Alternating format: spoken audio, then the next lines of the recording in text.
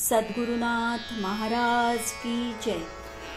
श्री गुरुगीता हा गुरुभक्ती योगाचा मंत्रराज आहे।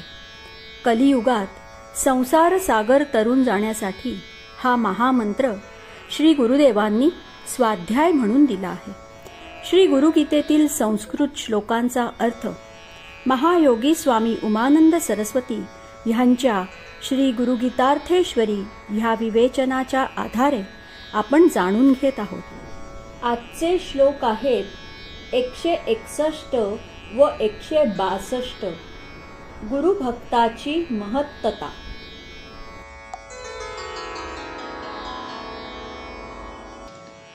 आसनस्थः शयानो वा गच्छन् तिष्ठन् वदन्नपि अश्वारूढो गजारूढः सुप्तो वा जागृतोऽपि वा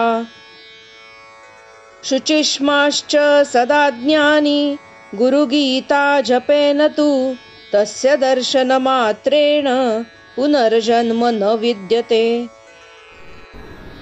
ज्ञानी गुरुभक्त आसनावर बसो, शयन करीत असो, चालत असो की उभा असो, बोलत असो, घोड्यावर वा हत्तीवर स्वार होऊन असो, गाढ झोपेत असो वा जागृतीत असो, जो श्री गुरुगीता जपाने पवित्र बनून गेलेला आहे तो कोणत्याही अवस्थेत असो, कोणताही व्यवहार करो, त्याच्या केवळ दर्शनानेही पुनर्जन्म प्राप्त होत नाही।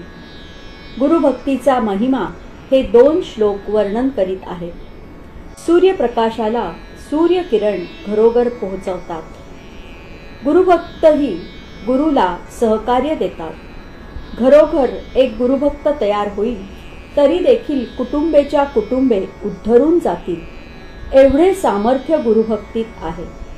गुरुभक्ताच्या दर्शनानेही दुसऱ्याचा अहंकार, मी देह ही भावना जाईल, वासनाक्षय होईल, पुन्हा पुन्हा जगात जन्माला यावे लागणार नाही। गुरुभक्त गुरुभक्तीचे लोण असे नकळत विनासायास सहजगत्या सर्वत्र पसरवतात।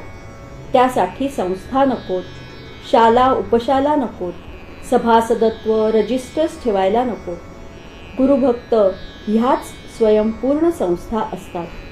त्यांना प्रवचने द्यायला नकोत, वादविवाद चर्चा मंडळे काढायला नकोत। गुरुभक्त मात्र खरा ज्ञानी गुरुभक्त हवा। ज्ञानी गुरुभक्ती साधलेल्याच्या केवळ भेटीने, दर्शनानेच दुसऱ्यांचे अज्ञान जाईल। सूर्य उगवला की धुके विरतेच। गुरुला आपल्या गुरुत्वाची जाहिरात करावी लागत नाही। गुरुभक्त हीच गुरुची मुखपत्रे असतात, हीच मास्टर्स व्हॉइस असतात।